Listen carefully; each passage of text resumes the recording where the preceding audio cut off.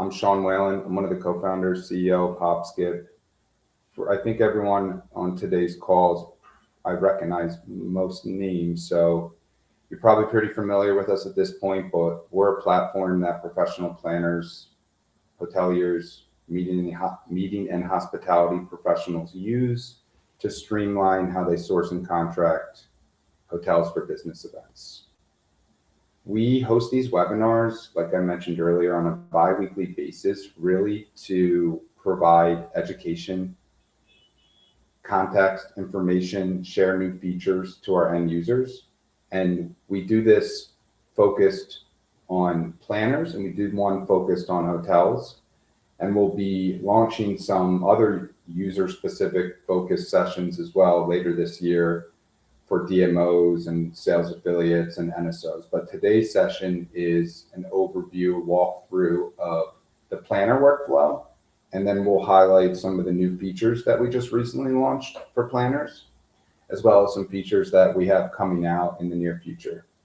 During the webinar, we do have the Hopskip team or members of the Hopskip team on. So if I'm not able to answer questions live, we'll make sure that we get you answers either through the Q&A chat or after the webinar. So we welcome you to ask questions, provide feedback. That's what makes us better. And let's dive in. All right, so just as a refresher, when you land into Hopskip, this is the page you're going to see every time. This is your RFP dashboard. Think of it as like your command center, your jumping off point for all of the sourcing activities that you currently have going on in your organization. Right? You know, when you land into Hopskip, you're gonna, sorry, mouse is playing tricks on me. You're gonna see this view, but a lot of planners don't know by default, they can actually switch the view and view their RFPs in a table format, which actually allows you to be able to see all RFPs, your entire history, versus in table view, including contracted and canceled, that you can't see in a card view format. So that's like a little tip or trick that I always like to share with planners, because planners with teams, they can have a lot of RFPs pile up here, right? The high volume senders.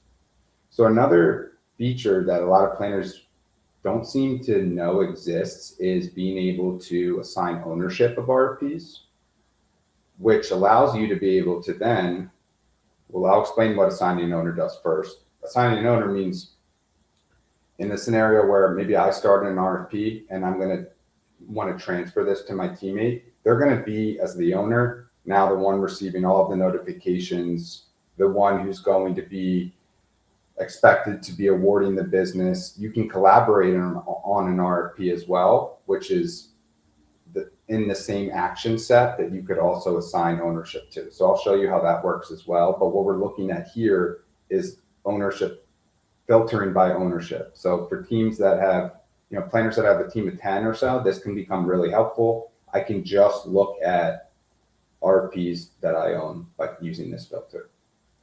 All right, I'm going to jump into, since we have most folks on here, I think, have an idea of the workflow. I'm not going to spend a whole lot of time on that today. We're going to start with what's new and available to you in your planner toolbox. So I've come into Hopskip, and now I want to go to my toolbox. How I get there is by clicking on this little toolbox icon on the left side, navigation, and you're going to be brought to your planner toolbox, which is a set of tools that allow you to be more efficient, stay more organized throughout the sourcing process. The first section is elements. I think a lot of you are probably familiar with this. This is where you're able to save and reuse elements of the RFP versus, creating a template. So you'll have questions you can save and reuse. You add them first, save them, reuse them, set them up to automatically be included. You will, for planners that have teams, questions is one of those toolbox items that by default is not automatically shared across your team. So you will have to select the ones you want to share and click the share button. Same thing with concessions. Same concept. This is where you're going to add, save, store your concessions, share them across your team, set them up to automatically be included. Contract clauses. This is Slightly different than questions and concessions, because by default, these will automatically be shared. And this is where you're able to, just like with questions and concessions, add them, save them once, reuse them whenever you want, and then set them up if indeed you want to automatically be included. And then decline reasons. This is another area that I think planners don't necessarily know exist until they get into their toolbox, because you can customize this. So a lot of planners will use the reasons that Hopskip has set up already as like stock reasons for declining a hotel's proposal. You can customize your own. It's very important though that we are making sure when planners are sending RFPs on Hopskip that they're always ideally declining proposals when indeed they see fit, but always awarding the business, which then in effect will give you the ability to decline all of the proposals in bulk, which, you know, planners that use Hopskip are really good at that. So we want to continue driving that behavior. Templates. This is a different section of the toolbox than elements, but it's slightly similar. So what templates are on Hopskip, you have the ability to turn any of your RFPs into an RFP template. When you would want to use this is for your recurring events that, you know, have the meat and potatoes of that event or that RFP doesn't change all that much from year to year to quarter, whatever the frequency is. It might be tweaking some things, like maybe it's a different location, or maybe it's a slightly different room count. You would want to templatize that because 90% of the RFPs are the same. Save that to your toolbox, and then you can start an RFP directly from the template, which allows you to pretty much like be done creating the RFP as soon as you start. Meeting request forms. So this is a new feature that just came out over the last couple of weeks. This was something that a lot of our planners vocalized would be important to their kind of sourcing flow. And what this feature is, it allows planners to be able to collect high-level RFP requirements or needs from their stakeholders. So when you're putting out a meeting request form, you're essentially, and I'm going to show you how this works, you're essentially creating a mechanism in a form format to be able to capture certain important criteria of the RFP. This is what it would look like when designing that form to capture that input, right? So you can, we provide you with a lot of the standard questions, but then you can also customize and create your own question. Right? So this allows you to be able to turn that input that you received from your client or from your stakeholder into an RFP with a couple clicks.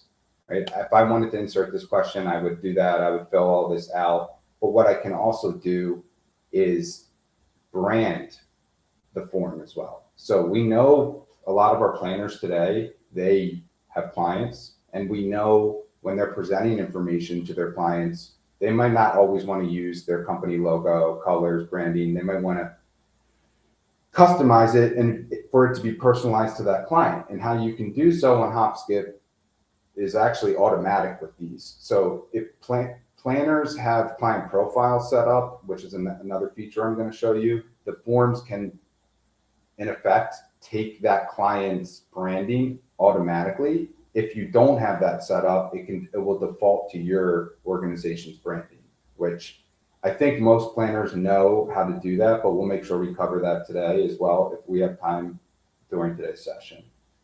I'm going to go through these form settings. I'm going to set up this form exactly how I want it. I could literally customize the message that's received by the person submitting the form after it's submitted. I could also have this, as soon as the form's submitted, have the user or the inputter go to a specific URL. Maybe it's like my website, for example. After I launch the form, which I'm going to show you what it looks like here in a second, I'm going to also be able to see all the submissions that form received. And this is where those submissions would be grouped. If I wanted to see the form, just click view. If I had branding set up for the client, I would see that branding, but this is my company's branding. I didn't customize this form, as you know, all that much, but I can do all of that on Hopskip now. in just a few clicks, which we're really excited about because I think it's going to also unlock even more efficiencies for our planners, which is always something that we're mindful of. All right, let me see. Let me just do a quick scan on questions. All right, we're good. I'm going to go back now to my toolbox. We've seen the form, we've launched the form, showed you how to look at the submissions of those forms. Let's go to client profiles. And I'll explain what client profiles are. So a lot of our planners today, they're sourcing on behalf of a client or a stakeholder, right? Someone that's not necessarily themselves or, you know, their company. Forms. Client profiles allow planners to be even more efficient, be even more organized with the specific details of those events or those RFPs grouped by client. So what I mean by that is every client profile can be created by clicking add. I'd fill in this detail. Let's say the client is Walmart. I fill this in, fill this information in. For the sake of time, let's see. I could probably just do this live. I'm going to say the industry is automotive. We'll just act like Walmart's in the automotive industry. And we'll say the currency is USD. We're going to say the website's myhopskip.com. I'd upload a logo. I click add client. And now that client's added. From here, I'm going to click into that client. And then I'm within the profile. If I had RFPs already sourced on behalf of this client, I would see a history in the RFP history. I could add existing RFPs to this client. So for those planners that are on today's webinar that have access to this feature, I definitely would suggest adding or tagging those RFPs that are attached to that specific client, because what that will do for you is it will unlock reporting. So moving forward, you're going to have, if you have access to client profiles, your RFP history just automatically show up here for that client. But let's say you've been on Hopskip now for a couple of years. This feature just came out recently. You want to take advantage of being able to view history of that client, you could do so. Contacts. So this is where if you have a primary contact or you have a relationship with the client and you at the contact level, which most planners do, they typically have a point of contact. We'd suggest you place them here. You'll also be able to note that this is the primary contact, and you'll also be able to, in future, specify contract signers by client as well. Your attachment section is pretty self-explanatory. If you have any documents that live outside of RFP details you want to organize by client, you can do so here. Attachments from RFPs that are made under that client will also be found there, or uploaded under that client will also be found there. RFP settings is where you're going to be specifying things like, okay, the payment method for this client for these different buckets or the preferred chains. This is where you would document that by client, and then automatically it's going to appear in RFPs populated if indeed you create an RFP using a client profile.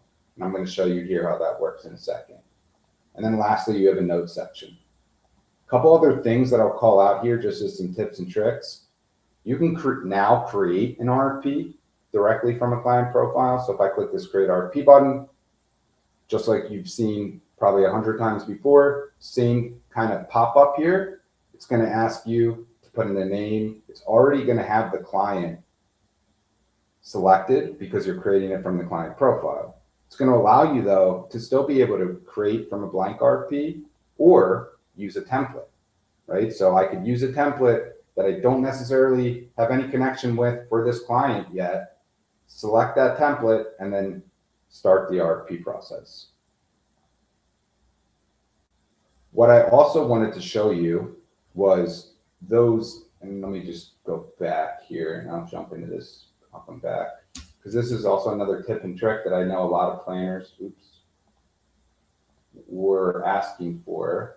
So if I'm back in my client profile and I wanted to understand historically, what does my booking history look like for this client? I would see now metrics at the top right, but I can click on one of these and then I can be brought to my dashboards to be able to understand in detail, specific to that client, what my client's booking history is or what my client's cost savings is, etc. So you can see that because this filter has this filtered by Walmart, which in this example is our client. All right, gonna go back here. We're gonna jump into an RFP. I'm just gonna do a quick time check. Okay, we're good. So we just looked at, let's go back to the toolbox and just make sure everyone's on the same page. Elements, templates, meeting request forms, which you'll hear us call MRF, and client profiles. I think I won't spend a lot of time on the remaining tabs, but I'll just highlight them just so everybody knows that they exist.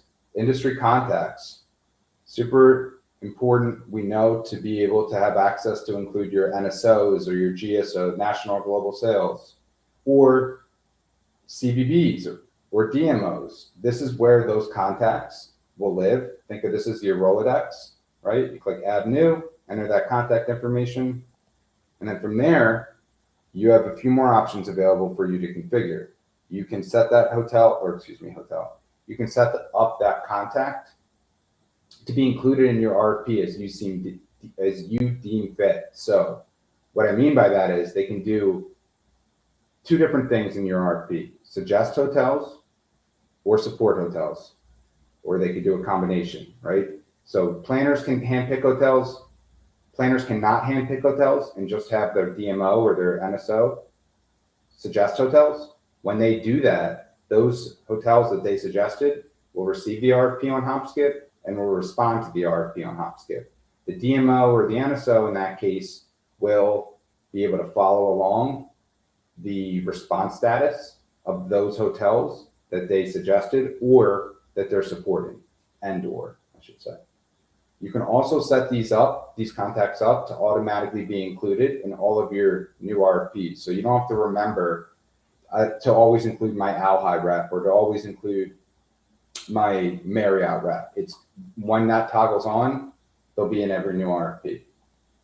Hopskip, which I know is always a question after I say that, now has warning or notification labels, let's call them, when you've added contacts to an RFP that might overlap or aren't necessarily applicable because they don't have a chain or a hotel matching. The next contact type, I should say, that you have available in your toolbox that is separate than the NSOs, GSOs, DMOs, and CVVs is your hotel contacts. So if you have any relationships with hotel property level contacts that you want to be the recipient of your RFP when you're requesting that hotel, you can do that on Hopskip. Click add new, enter that contact information. From here, when you send an RFP, contact will default as a recipient of that RFP, and they'll be the ones that will essentially get notified when you click that send button. Last two things here are collections and notes. Collections, think of literally like lists of hotels. It's a way for you to organize hotels in certain lists, and you can create those lists based off of anything that you prefer, really. So some planners will have a do not source here hotels list.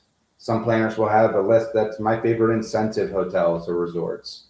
But essentially, these lists would live here. To start the new list, you would click add new, put a name to that list. So from here, I can put a description. I can also specify if I want to share this list with my team. By default, it won't be shared. Important to call out. And then from here, I could literally just start adding hotels. Where we see planners, though, so I would add this hotel, let's say Marriott, where we actually suggest planners create and add their lists is actually in the search process, though. So this is really best for if you need to access and view those lists in full.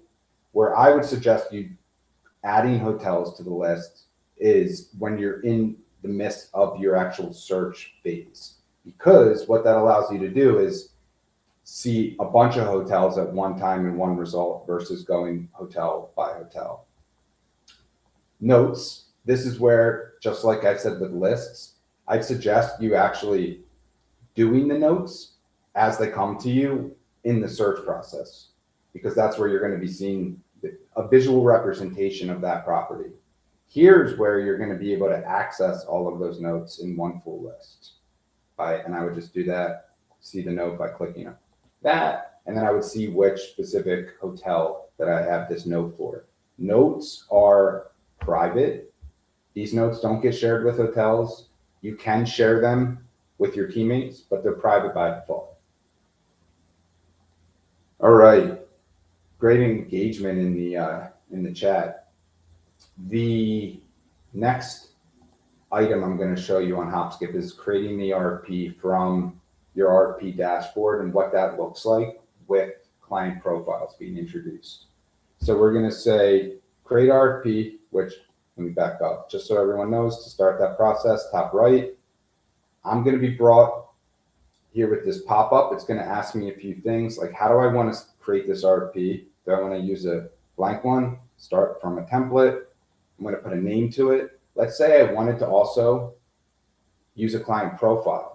What that means is we just looked at, let me put a name here. We just looked at client profiles in our toolbox. That allowed me when we were going through the toolbox to be able to organize things by client, organize RFP details by client. We just added our client Walmart, right? So if I had my client profile filled out in detail of Walmart, I would select it. Let's say though, I have another client, Nike, and I'm going to select Nike. From here, I'm going to just hit create RFP. I'm going to be brought into an RFP now with the client profile of Nike attached to it. That's going to allow me to have certain elements or details of the RFP pre-populated.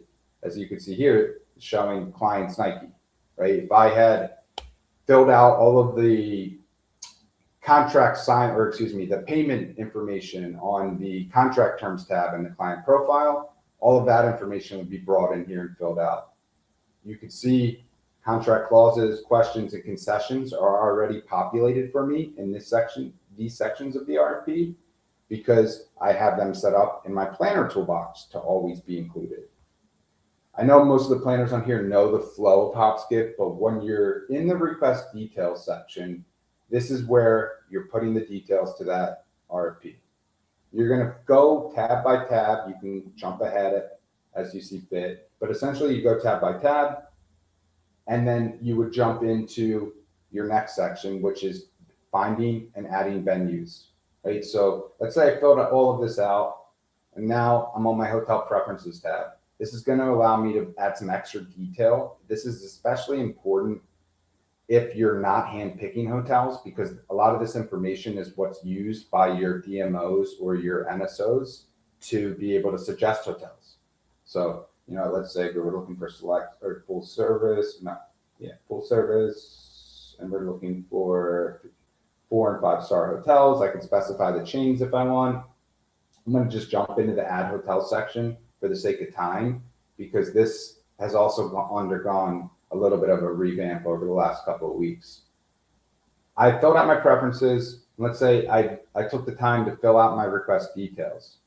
I'm going to land on my add hotels tab, which is where I'm able to discover, add, request hotels from our database of over 150,000 global groups and meetings hotels. Once I land here, another new feature that we just released is this apply RFP criteria button. This is going to allow me to press a button, and it's going to essentially take into it's going to look at, all of the details of my RFP and apply filters based upon that RFP criteria that I've already entered. So I don't even need to really lift a finger, and you can of course customize these filters, but I don't need to go through and tell Hopskip anymore, these are the number of guest rooms minimum the hotel needs to have, or this amount of meeting space. Hopskip would recognize all of that, put that into a filter for you by a click of a button. You can, just like you were able to before, go into the details of any of the properties by clicking on that card, you can see additional information like the ratings of that property. You can see, of course, like a normal description here, but also distance to airports. We list out the 3 closest airports, and you can see that by tier. You can also click each one of these. A lot of planners don't know this as well. Each one of these little header tabs at the top will direct you right to each section.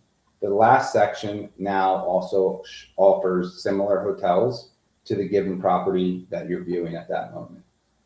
Adding a hotel to the RFP, super easy. I just click add. That hotel's added. I'm going to go back to my results. It's going to add a few more, and then we're going to send the RFP. All right. So let's just say I've added 3.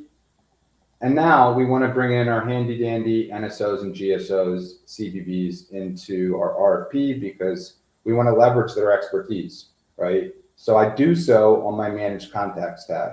This tab already is displaying 4 contacts, as you can see. Reason being, this planner set up her toolbox to automatically have these 4 contacts automatically included in every RFP that she creates, or he creates.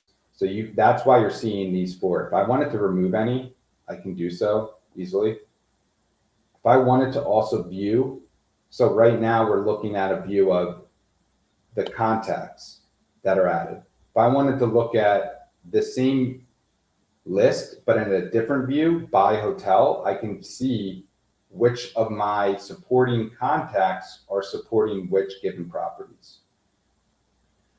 Let's say I'm good with this tab. I go to my last tab before sending the RFP, which is your Send RFP tab. This is your summary. This is your 1-page snapshot of where the request is going, who it's going to, the key details. Everything looks good. And if I filled in all of the information in the request details, I would click the Send button. Once I click Send RFP, the RFP is going to the other side of the platform. Real hotel sales folks are getting notified. They have an RFP from you, your organization. Your NSOs, your GSOs are also getting notified if you included them in CBBs. They're going to click a button in that email, come right back to Hopskip to begin reviewing and responding to your request. What it looks like when it comes back, similar to this. I will call out though, as you start to have movement or progress on your responses to your RFP, you're going to get notified every step of the way.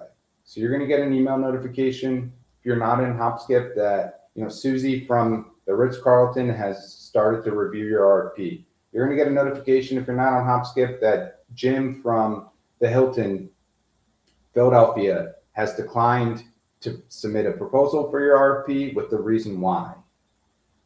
I'll jump back into Hopskip and I'll land on my proposal tracker at this stage. What your proposal tracker does is allows you to be able to track responses across all of your requested hotels. I can see a timeline of exactly when that RFP was sent, when that RFP from the hotel side was received, who it was received by, and at what time it was received. And I can follow that timeline all the way through a response being submitted. I could jump into the details of any proposal by clicking view. I'm going to see on the first page a summary of the proposal, who it was submitted by and when. My financials tab is going to tell me estimated costs based on all of the proposal data points that hotelier entered. Hopskip is going to break that down for you in 3 big buckets. The first is going to be guest rooms, the second is going to be meeting space, and the third is going to be F&B. Hotels do have the option of submitting an F&B minimum, but they also have the option of submitting F&B detail rates. Room blocks is now enhanced with you being able to not only understand what the hotel's proposal was for your block, but you're also now able to break down estimated costs for guest rooms by room type, by day. And that was a feature that planners have been requesting, and we just recently launched that. So this little toggle up here will allow you to toggle between rooms, rates, and then a view for rooms and rates. Another feature that I don't think enough planners know about but it's pretty important because we know how much planners really like the presentation that gets generated at the end of the process, is your proposal notes. So let me back up. How you access your proposal notes by clicking the proposal notes button. This is an area of the app that allows you to document pros and cons, and then any general notes or comments you want to make. So this is your pros section, cons, comments. Where these notes go, they become handy to you in two ways, I'll say that. And before I even say that, yes, they are just internal. They did not go to a hotel. You can access them on Hopskip, which planners will do as they're kind of reviewing proposals. They'll take notes and also read their notes. But then when you export, let's call it your proposal PowerPoint presentation, there's a section in there for every single hotel's proposal, pros and cons. This is where those pros and cons get populated by. You can also shortlist any given proposal. So another thing that we know is super important to planners as they're kind of getting through the sourcing process is building out this shortlist of, let's call it maybe 3 to 5 hotels. Why that's important is kind of twofold. One, you can create the shortlist, and I should actually call this out first. No, we do not alert the hotel when they haven't been shortlisted or when they have been shortlisted. But two, if you create a shortlist, you're able to then, when you're exporting reports, filter that export just to include your shortlisted hotels. So to start the shortlist process, I just click create. I would put a name. I'd select what's hotel. And let's just say, okay, we want these 3 in my shortlist. That shortlist is now added, right? I'm going back to my proposal tracker. Let's say I'm in this proposal and I want to add this hotel to my shortlist. I already have a shortlist created and this hotel was already added, so that's a bad example. But instead of it saying remove, it would say add to show on shortlist. When I get to the report section, as I was saying earlier, this is where when you want to export a report and you have a shortlist, you want to go to this filter by shortlist button, select the shortlist, and now your comparison grid, for example, will be filtered to just include those hotels on your shortlist. I'll open this up in a second here, but while we're also here, I want to show you, which planners seem to really like, is how to customize your comparison report before you actually export it. So what this means is in the comparison report, you have sections that are different pieces of information to be able to view side by side. These are all the different sections. You can decide which sections to include before you export, so you don't have to waste any time copying and pasting, deleting rows. Right? I just click save and download. Now those settings are saved. While we're here, I'll pop open this comparison grid for those that are not familiar with what it looks like. Oops. Sorry, it just popped up on the screen.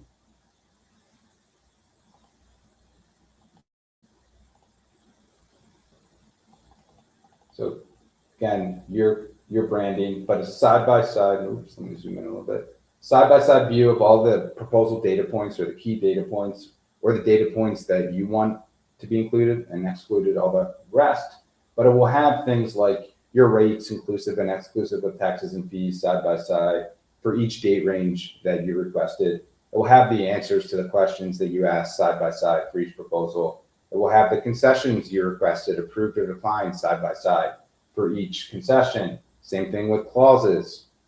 Any notes from the hotel side by side, and then any meeting space assignments from this property side by side. And then you'll also have a tab down here for any proposals that you as the planner declined side by side. Any hotels that turn down the option to bid, it's also an available tab where you'll see the reasons for the turn down side by side.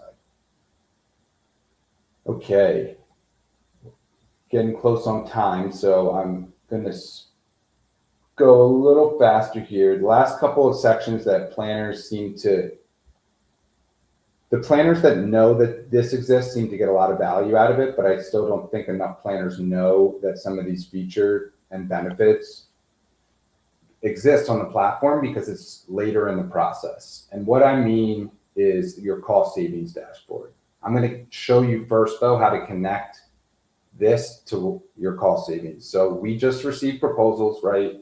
We're in the stage of receiving proposals as we speak. I'm going to go forward with a given hotel. To do so, I click begin contracting. Hopskip's going to ask me to confirm a few pieces of information, like, do I want to notify all the other hotels that we're moving forward with a different property? I can choose to or not. And then I confirm I'm ready to move forward with reviewing the agreement. I could also specify if I want to stop receiving proposals or if I want to continue allowing hotels to submit proposals. You know, some planners at this stage in the game are just going really into like the negotiation phase, and some planners have been negotiating the entire way and they know for sure all the other hotels are out of the run. I would click confirm. I'm going to keep this one open. But what happens is at this point, hotels who have been declined are getting notified. They're no longer in the running. You'll have the ability to write a comment or note and provide a reason why. So all those hotels are informed. But the hotel that's won will get a notification they've been awarded. Today, what happens is the RFP or the contract, is executed outside of Hopskip. In the future, you're going to have the ability to facilitate the contracting process entirely on Hopskip. But today, what happens is this. Planners will sign the contract executed outside of the platform. They'll typically come into the platform and upload their signed contract and mark their RFP as signed. Why that's also important is if that's what's populating and going into your historicals, your sourcing history, your reporting. So on the cost savings dashboard, this is a dashboard you have available to you that's only available later in the process once you've actually awarded the booking. This dashboard is going to show you and allow you to be able to report on the savings that you generated for this specific booking. How savings are made up on Hopskip, think of it as two main inputs. First is any negotiated savings I was able to unlock from proposed to contracted rates because of your expertise. And then any concessions that were approved that have a monetary value will also amount to that total savings value. Now, you're probably wondering, oh, okay, how do I get that reflected in Hopskip? Well, I'm going to show you. For the contracted rates element or piece, let me go back. I click this edit rates button. This is going to allow me to add or specify the rates, the contracted rates for this given RFP. So we can see here, looks like this planner's already done so. Like she got her proposed rates at 250, got it at contract at 150, single room 350, contracted it at 200. So it looks like this planner is a pro. Long story short, I would go through and adjust or update any of those rates, and I'd see that value reflected now on the dashboard. You can also edit any concession value. So let's say you disagree as the planner, you have final control. You disagree with, one courtesy room for every 40 rooms booked. That's not a $3,500 concession. That's a $10,000 concession. Or that's not $1 million concession that you just said the ballroom was worth on a Saturday night. It's like a $5,000 concession. I don't want to show that to my client. Well, you can override any of those values, and now that's overridden and will be reflected in your cost savings dashboard. Hope that all made sense there. I'm going to just, as a wrap up here, because I know we're almost out of time, kind of put this all together of what we reviewed today and show you one other piece of the platform that I think a lot of planners either know exist, but don't necessarily know all of the details behind it and the value it can provide. And then I think some planners don't necessarily know that these exist at all. You have these 4 dashboards we launched pretty recently that allow you to be able to report on different areas of the entire sourcing lifecycle. So we got your open pipeline dashboard. This is where you can see any active RFP. So an open RFP, different stats or information on it. What planners that are using this today really like, they will be able to say, okay, I have 66 RFPs open right now with Marriott. I'm going to get my Marriott rep on the line and I need some help there. Or, I'm able to see that I have over $10 million of opportunity value open with Hyatt. I expect a little bit more wiggle room on this given event that I'm in the middle of negotiating. My bid history dashboard allows planners to unlock intel to arm them for future negotiations. So I'm able to now see in my bid history, I was getting proposals by, and you can again filter this by client, but I was getting proposals by Accor at this rate across these hotels, across these dates. So I'm going into this negotiation with Accor with this kind of data to be able to drive to this kind of outcome, right? My bookings dashboard is going to also arm me with intelligence to bring to future negotiations, or those planners that have like MSAs or have negotiated rates at the corporate level allows you to easily go to those meetings with all of your contracted bookings for that specific chain or that specific client at your fingertips. And you can see here, I can look at my bookings by location, by chain. All of my contracted events will appear in this table. Important to call out too, Hopskip is very data friendly. We always want you to have your data at your fingertips. You should see on any dashboard or any page really that has data in the upper right of that table, the ability to download. You can also choose or customize which data points or columns you want displayed in a lot of the tables that we have to offer. And the last piece that I'll call out here with the remaining minute we have is your cost savings dashboard. So this dashboard is a roll-up of that cost savings dashboard we looked at earlier at the RFP level. This is going to roll up and enable you to be able to report out on cost savings across all your RFPs or all your clients.